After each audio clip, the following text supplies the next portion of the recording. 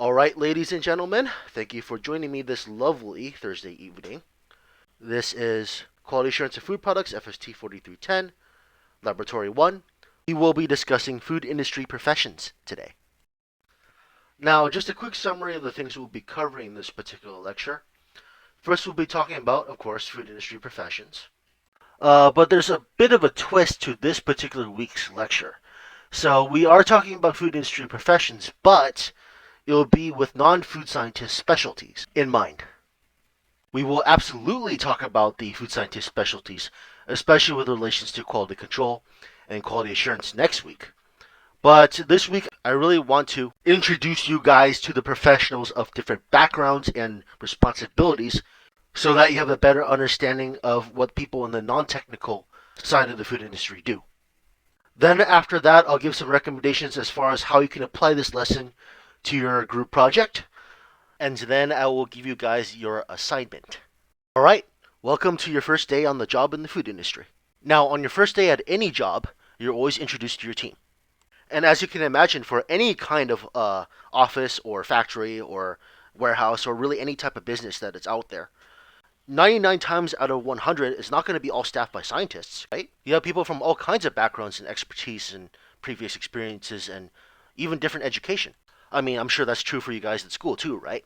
Even in your senior level classes, you'll have some classes where you might work on a group project with sometimes people from related majors, but sometimes people from completely different ones. But assuming everyone puts in the same amount of effort, everyone ends up bringing something unique to the table. And that really contributes to the strength of a project or even just keeping the day-to-day operations of a business running. And there is a term for this. A team or environment that consists of a lot of diverse backgrounds, experiences, expertise, and educations, that is said to be a cross-functional team or environment. Being able to function in such an environment or with such a team is a critical career skill to have. So learning to not only understand but actually appreciate what exactly it is your teammates do, it really pays off, and that is the purpose of today's lecture. Now, here's a hypothetical example. Let's say this food industry job you have is for a bread manufacturing company, so basically an industrial bakery, and you have a position as a laboratory technician. A critical ingredient to your company is flour. The factory must make sure that the flour is a certain color, it wants to make sure it's a certain texture, and sometimes when not stored properly, it can attract a lot of bugs. So you want to check the flour to make sure there are no bugs infesting it. You may be the one that at each morning takes the bags of flour, cuts it open, and just checks to make sure it's good to go. You might even do some lab tests on it, perhaps. But a different employee had to actually buy the flour. Now that guy would have to actually look for the right kind of flour. He wants to make sure that whatever mill he buys it from, that he gets a good price for it. And that same guy is often responsible for not only figuring out how much the company needs to meet its needs, but also make sure that he doesn't buy too much so that it spoils and it gets wasted. Meanwhile, while that guy is responsible for shopping for the flour, there might be a lady that you two both work with who is responsible for tracking the expenses of the company. So whenever the guy buys the flour, he usually sends the bill over to that lady, and that lady processes the payment, takes a look at the bill, and sends a check over to the company that sold the flour to pay for it. And of course, we can't forget the dozens of workers who are responsible for actually making the bread. And once that bread is made, it's not just going to sit in the factory, right? It has to go somewhere. So there always has to be someone who is there who can actually take the time to try to sell the bread. Therefore, in order, you have a cross-functional team consisting of a laboratory technician, which is you, a buyer, an accounting clerk, a group of production workers, and a sales representative. Now, from that example alone, I would forgive you for thinking, hey, why can't I do like 2 or 3 of those jobs at once? Or why can't I do all that by myself? Or why does the guy buying it have to be different from the guy paying for it? And truth be told, a lot of small businesses actually do that. They often have a single person who would take on responsibilities that would normally be split among 2 or 3 different people who are specialized in something. And they actually have a phrase for that. It's called wearing different hats. And that's fine in some cases. They just don't have the resources to specialize the way big companies do. But I can tell you from experience that having a more specialized and cross-functional team really, really helps make things more efficient. I can even actually use my current job as an example. Before I was hired, the company's production manager, who was normally just responsible for overseeing the manufacturing of our products, making sure that we hit certain production targets, making sure that we're able to produce enough units of our pet food to meet customer demand and to make sure that equipment is working properly. Well, on top of that responsibility, he sort of had to juggle a lot of other things like buying all the ingredients that our company needs, asking for all kinds of like technical documentation from the sellers, and even negotiating the prices with the sellers. Now, all things considered, he did a pretty good job of it, but those technical documentation requests to sellers, that requires a lot of follow up, a lot of calls, a lot of emails. Sometimes those requests can take months, and sellers have different capabilities in regards to how they can actually meet the technical needs or provide the information that your company may want. And just expecting someone who has to be on the production floor all the time to juggle this as well, it just isn't realistic. To truly stay on top of those technical documentation requests and production, he would have to somehow be on the production floor and behind a desk at the same time. There's just no way. I have quite a bit of experience with the asking sellers for a technical documentation, so I took that responsibility off his hands, and that's now a core responsibility of my own. Now, with me on the team, our production manager can focus on his core responsibilities better. And that's just what happens in a small business. Imagine a big company doing this to a team. The impact of not specializing and delegating can actually be amplified a bit when you start to grow in terms of team size and company size. Because now instead of one or two individuals unable to meet their goals, you have several, sometimes dozens. Disorganization at that level can really have an impact on a company's ability to function for that reason. The impact can actually be so bad that actually the larger companies have a term for training employees to make sure that they have the skills needed to transfer between different departments, or at least cover for some of the skills that are missing when, say, another employee leaves the company. The term for that is redundancy. You can think of it as the reverse of wearing different hats, where rather than one person handling multiple responsibilities, multiple people may be trained to be capable of handling the same responsibility. Having a cross-functional team or environment is also great because you can have multiple people work on the same task, and different members of the team can sort of serve as a different pair of eyes or ears or whatnot for each other. And it creates a set of checks and balances. Last but not least, when you let people focus on their area of expertise, you just yield better results. Makes sense, right? When you let people use their specialty or really just laser focus on producing results based on what they know best, the quality of their work goes up. Now, the first department I want to talk about is the sales department. Now, when most people think of sales, they probably think of like the retail store. Just like a young person wearing like a uniform inside the grocery store, telling people where certain things are, or just trying to stock shelves and stuff like that. Sales at the corporate level is actually very, very different from that. It is also nothing like a door-to-door sales position like you would have at, like, say, Cutco or selling Sephora or Herbalife or anything like that. If you're a sales rep in the food industry, then the majority of your time is spent trying to pitch your products to other businesses, not individuals. By the way, we should make a distinction here. From this point forward, I'll refer to customers as just any sort of business or individuals that purchase a particular product. When I talk about people like you or me who purchase things at the grocery store or order food at a restaurant, I will call them consumers. So remember that distinction from here on out, okay? Anyway, moving on. So aside from that, there are actually a number of other reasons why corporate sales is very different from, say, working at a grocery store. The first big difference I want to point out is that compared to selling to an individual like you or me, there's a lot more quantity of a product involved. For reference, 1,000 pounds of a product is actually considered to be a pretty small purchase. Going back to that baking company example I used at the beginning of this lecture, even if it was a very small bakery, it would probably be pretty common for it to order at least 4 tons a month. Depending on how much the recipe uses, it could be anywhere from 8,000 to like 10,000 loaves of bread. And rather than go door to door, sales reps may travel across the country to different stores to give their pitch, often sitting down with the manager in their offices. Actually, my first job was at a Japanese restaurant supply company. Our sales reps often sat down and drank with the restaurant owners at night just to sort of put them in a good mood and convince them to buy our alcohol. Those that didn't travel around to different stores or restaurants or whatever would often sell from inside the office, and that has its own set of challenges. For example, inside sales reps, that's what they're called, are often expected to have a lot more technical knowledge. They may often be expected to sort of know exactly what's going on in the production area or warehouse just as much as the people who actually work in those areas do, because sometimes they have to provide answers to some of their clients who may want to investigate why there are problems in getting a hold of the merchandise that they need. So, say the company you work for has a bunch of production issues, and you're trying to meet the needs of a client who's ordering a lot of your product. The inside sales rep will have to be ready to sort of meet with the clients and sort of explain what happened. And they may even have to discuss with the clients what to do next. Another key thing about business sales is that there's always an account of some kind involved. So, in the same way that you open an account with an online store or you open a new account with a retailer brand, a business has to open an account with another business if they want to buy things from them.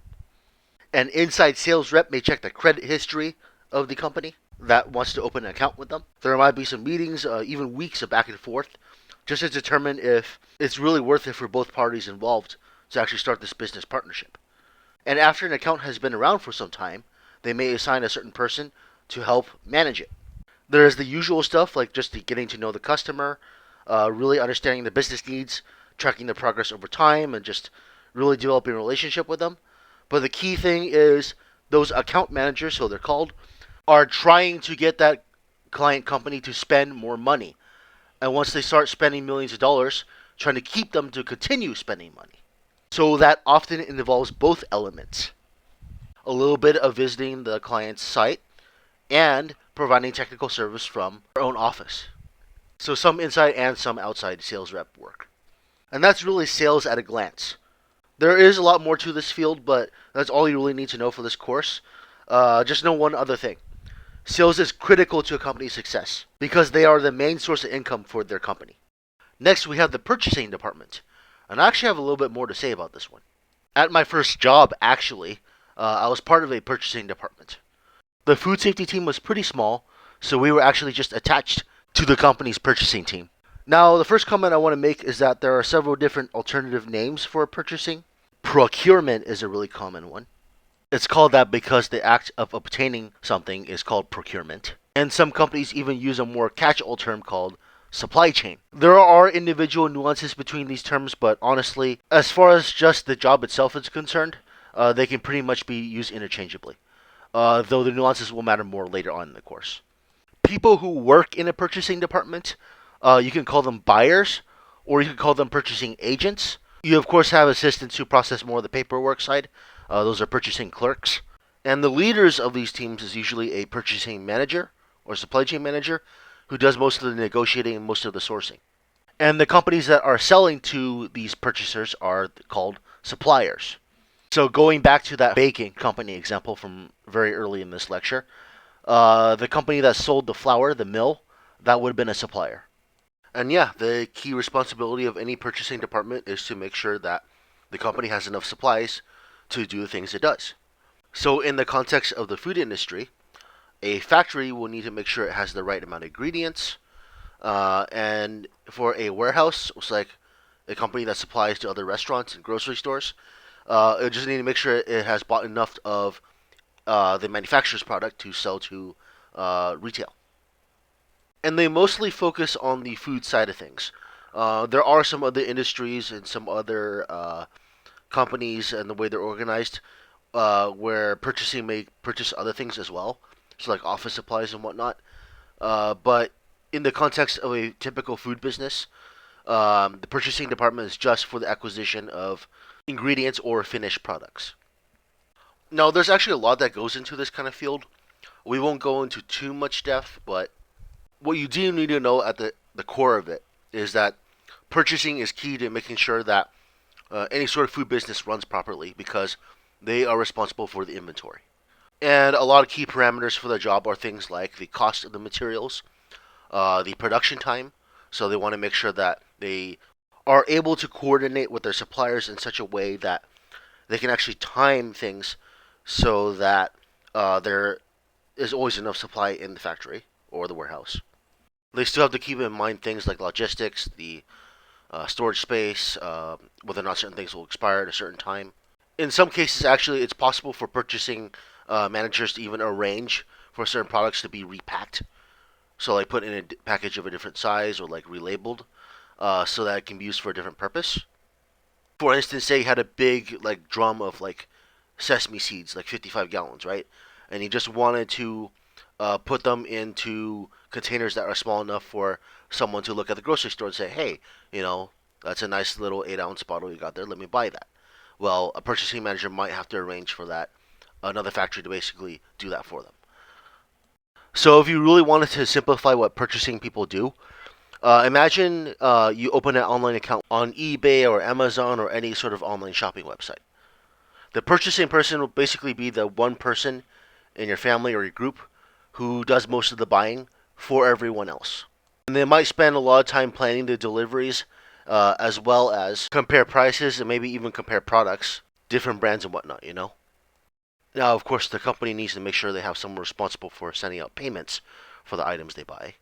And having someone dedicated to this and not combining that along with sales and purchasing is just a good way to specialize. It's more efficient, and it sort of serves as a check and balance. Some of you may already be aware that you need to keep receipts when you're working, or if you're keeping records for filing taxes. And so accountants are the main reason why you need to keep receipts at work. They not only keep track of expenses like that, sometimes they may even reimburse you for work expenses. Even universities like this one have accounting departments or accounting divisions or some sort of accounting service of some capacity for this same reason as well. There are two new things in here I want to introduce to you guys, just as terms to remember when you're talking about accounting. So, as you can imagine, there's a relationship going on of some sort where you have a seller and you have a buyer. Both companies have accountants, and it's very common for them to talk to each other when it comes to paying for the bill. So, the buyer from one company is placing orders to the salesperson at the selling company, and then the selling company needs to send an invoice or a bill, so to speak, to the company that the buyer belongs to. The buyer's company then needs to get its accounts payable division involved. These are either the staff or departments, depending on how big the company is, who are responsible specifically for making sure payments are done on time and that checks are sent to suppliers, contractors, or what have you. Actually, accounts payable clerks are also the same people who give you your paychecks if you ever have a job. And then the reverse of that, you have the accountants that belong to the company of the seller. And those people need to make sure that they receive payments from their customers.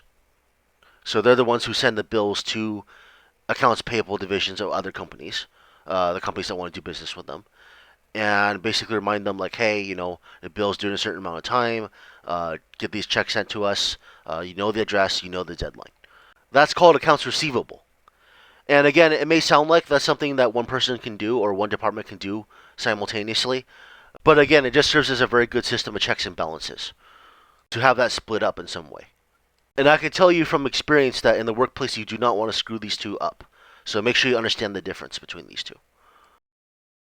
So I sort of implied it already, but I'm sure you can imagine that with these different functions of sales, accounting, and purchasing departments, there's quite a bit of interaction between each other. If I ever had to boil down a business to one set of departments, like if you want to strip everything else and just want to use the bare minimum, these would be the three departments I'd be talking about for any industry. So I mentioned accounting invoices already, so these are essentially bills, and these are sent from an accounts receivable of the selling company to the accounts payable of a buying company after a delivery has been made for the items. One thing that is unique to the invoice is that it has a billing cycle, so it shows you exactly how many days a company has before a payment is considered overdue. This is sometimes also called a net payment term. And that's the one people are more familiar with. The one that people might be less familiar with is, well, there's actually an equivalent document with some key differences that's often sent by the buyer. And this document is known as a purchase order, or PO. It's basically an order, a formal written order that is sent to a company that is selling the product. And they'll basically show a list of all the items that are going to be purchased, along with the agreed upon prices that the sales and purchasing teams negotiated with each other. The invoice will have this too, but the purchasing order will actually be the initial confirmation of the order. Think of it this way: if you order something from Amazon, right? You're given an email, or sometimes even when you place an order, Amazon will show you a summary of what you just ordered, right? That particular summary and that email that you get right afterwards, those two things, you can think of those as kind of being like purchase orders. You already know what you paid for. You already know what items. You already know the prices that were charged beforehand. And on Amazon, you can actually have a different address that's tied to your credit card, so your billing address.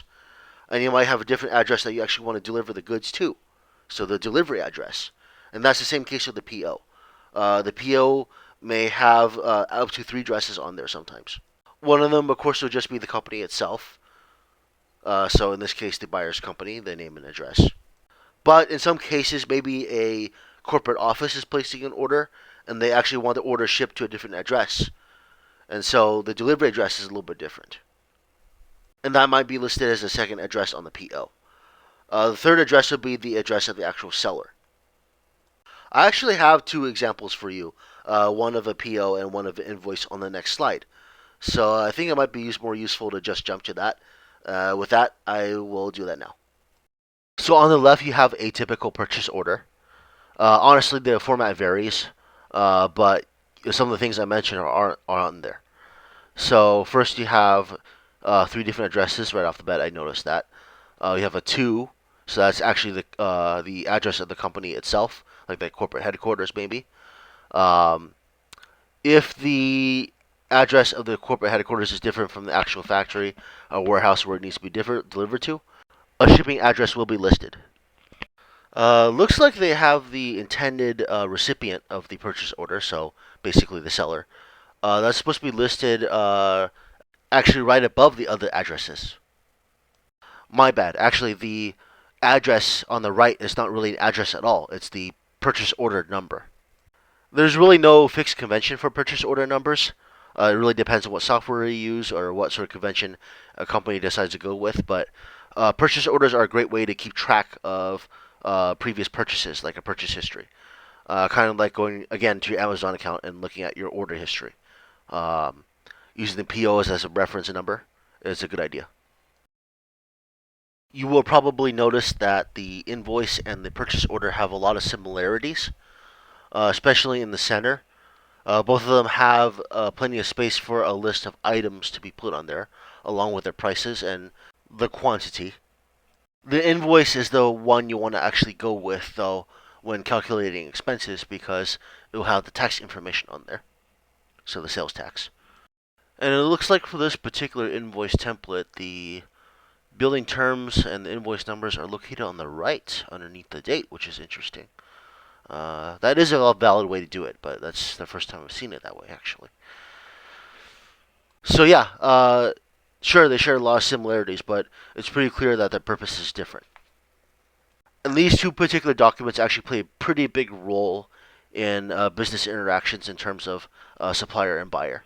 So learning to recognize these is going to be very helpful for you in the future. Now, with that out of the way, let's talk about the people at the top. These are the management and executives. You might in the future encounter the term C-level, and that's usually referring to the people on the board at the top of big companies. So they're chief officers. So, for example, like the CEO, who's the chief executive officer, who oversees the company and is basically the leader of the company. He is not the owner of the company per se. He's just the guy selected to lead it. You have the CFO, who's basically the big accountant, the head accountant. You have the COO, who's basically responsible for basically managing the managers, making sure that things running day to day are going smoothly. So on and so forth. There are many more, but we'll be here all day if I list all of them. Now, it's really easy to stereotype these people who are managers, vice presidents, CEOs and COOs and whatnot to be just people who sit behind a desk and make more money than you. But in honesty, they actually do a lot of work.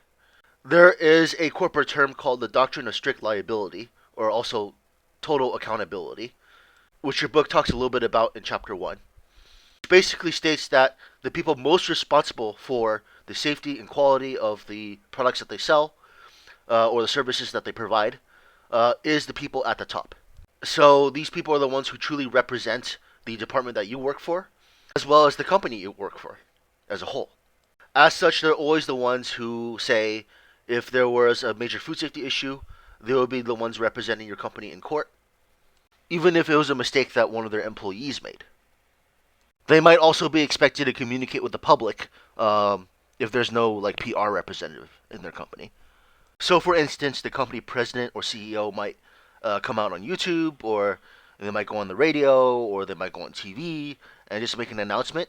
And it'll be up to them to try to communicate what happened if there's ever a problem in a way that minimizes damage to the company's reputation. Now, how would the doctrine of strict liability be applied in the workplace from the day to day? Even though it might be an employee who actually carries out the tasks or completes paperwork, it is always a manager or executive who actually signs off on that paperwork. If you ever have a business permit, an employee would fill out the application for that permit, but it's always a manager or executive whose name is on the permit. So if that government who issued the permit ever has any questions about what's going on in the company, they'll always reach out to that executive first. They also have to set the budgets for their departments as well, so oftentimes if you ever have a company credit card, it will usually be in your boss's name or the company's name and just in your boss's possession. With regards to things like quality assurance, any sort of program that has to be developed, a manager is responsible for driving that project and leading it. Of course, they will hire an employee to carry out the individual responsibilities of it, but they're the ones who have to oversee it. And so everything from staffing to picking what contractors to do certain services to the planning stages of it, that's all their responsibility. At the management level, those people who are managers of certain departments, if you work under that particular department, they're responsible for your performance as much as theirs. So that's kind of why performance reviews are so common. They have to make sure that not only you're doing well, but it's part of their responsibility to make sure that everyone working under them is doing well anyway. So they're actually pressured to make sure that you succeed as well. Even if the manager himself is doing well, if none of his employees are doing well, like the whole department overall is doing poorly, he might get fired, actually, not just you guys. At the executive level, so we're talking about the CEOs and COOs and whatnot, they're the ones responsible for making company-wide initiatives. So let's say a company wants to go more sustainable. That's the decision that the company president or CEO makes. Before we move on, I need to make an important disclaimer. So, yes, I know I said that management and executives with the doctrine of strict liability or total accountability, that the responsibility is ultimately theirs. That in no way implies that you are not responsible for your own duties. Although they may be the ones most responsible for ensuring the success of the company, your individual efforts matter too. In fact, everybody who is hired by the company is responsible for making that company succeed. So oftentimes, in order to help employees better understand the relationship between certain departments or certain employees with each other, a company will often have an org chart or organization chart. This example is one from the book in chapter 3. Now, admittedly, I'm not a huge fan of this particular org chart because it doesn't show anybody at the bottom, but I suppose it does give you a quick and concise view of what happens at the top. So here you can see, for example, the quality control managers. They answer directly to someone who's a director of quality assurance. So directors, if you have them, they're usually like in between the vice presidents and the individual managers. Only for very large companies, though, that I've noticed. You can basically think of a director as a manager of managers. A director will basically be responsible for a group of managers within a certain region, and then the VP might be responsible for that entire department as a whole, either for the whole country or across the world. Anyway, going back to the management level, so going from quality control, you go to plant managers on the left. Quality control will be responsible for the safety and quality of the food itself, and they'll focus on that. Plant managers have some responsibility in that, but they also manage the other things in the factory, like staffing the production workers or just managing the production targets. So like actually like getting production working, ordering manufacturing equipment, fixing the devices when they're not working, that sort of thing. So they manage the maintenance workers, the production workers, basically all the other staff that aren't the quality control department. It could easily be its own department, tied to say a VP of operations and a director of manufacturing as well. In this case, it looks like they have legal advisors, so basically a team of lawyers who work directly for the president and are independent. Which is why they are kind of lumped in with the president and they're not really directly under them, they're kind of to the side. Keep in mind that every company is different. This is just sort of an example to give you an idea of how these companies are organized. It can really be done in a number of ways, and like I said earlier, the ideal organization chart will also include the individual employees too, not just the executives or managers. Now, just real quick, a summary of the other professions that you'll be working with. On the production floor or even the warehouse floor, you'll usually have a set of people who are called assemblers or production workers. Sometimes they're also called general labor. Sometimes they're just called associates. It really depends on the company. But basically, they're the ones on the factory floor using their hands, actually putting the product together or making it, just basically trying to run all the units of the product that you're making along the production line. They're basically the ones actually directly involved in making the product. Although a distinction needs to be made between the people on the factory floor who just make the product itself, like they just focus on that, and the people who have certain specialties within that. For instance, in a warehouse or distribution center, you will have someone who is called an order picker. The order picker are the people who actually run around the warehouse and try to pick the items that uh, are requested by certain customers. They search for them, put them in a box, and then basically package them and have them ready to go for shipping over to the customer. They might fill out the shelves themselves too when there's new inventory coming in. But in bigger companies, sometimes they have another specialist called a stocker or a merchandiser who does that for them. There is a massive amount of paperwork that goes on in a factory or warehouse in the day to day on the production floor, and so there's usually a clerk who's responsible for that.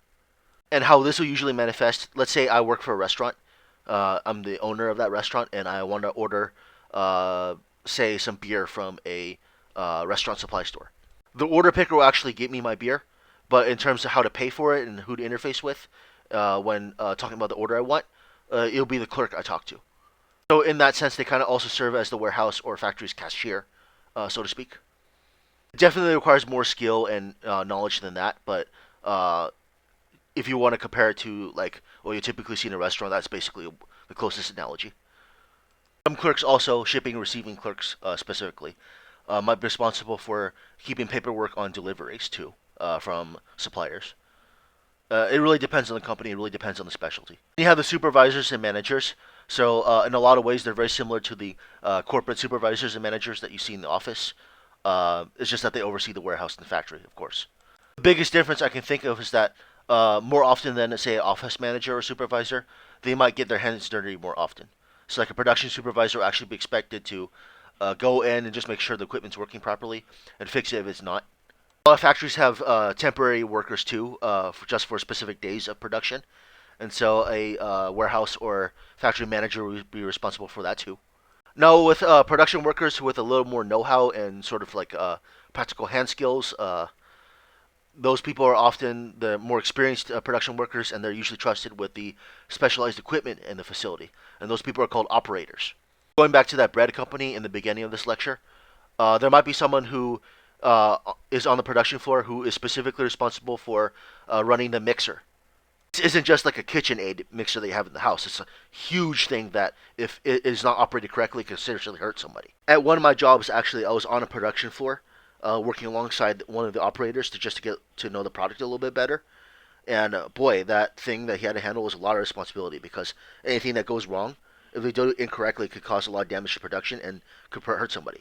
That guy was like working with a ton of oil inside the industrial mixer, and that could also heat it. So you definitely want someone who's trained on that to work there. And there are operators for all kinds of equipment in the facility, so a lot of people who work in production know how to work forklifts, but they might have people specialized for that, forklift drivers or forklift operators. You have people who work retorts. Those things are for canning operations. So you need someone with some experience in working in a factory that involves a lot of canning.